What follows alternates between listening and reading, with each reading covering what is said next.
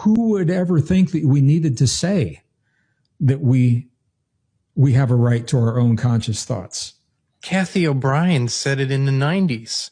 She came out as an MK Ultra survivor and whistleblower. You probably know of her, Kathy O'Brien. Yeah. She's become a dear friend, but she was aware because she was a victim of that, of the more primitive stages of that technology, or more of that mindset that has now evolved into this. So, but yeah, if you say this to people even today, you know, you have a right to your own thoughts and to the sovereignty of your thoughts. Like, it sounds strange that we have to talk about it.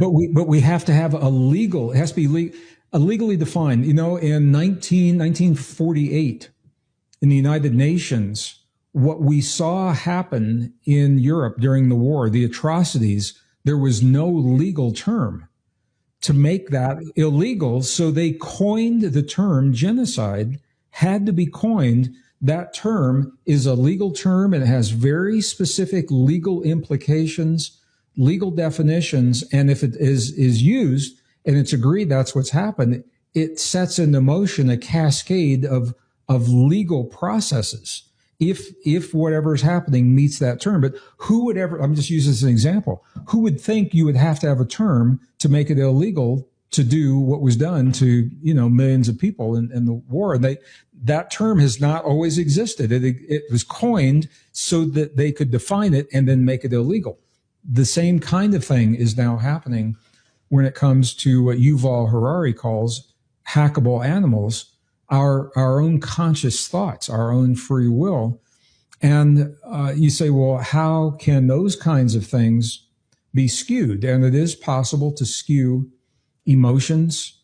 I mean, we already know, we know that magnetic fields from the sun vary with solar activity, and it influences things like heart rate variability. It influences mood, decision making, and those are through natural processes.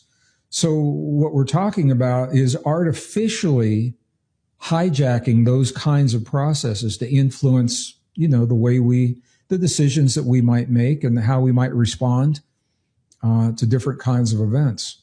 And all of this, for me, falls under the umbrella of human divinity.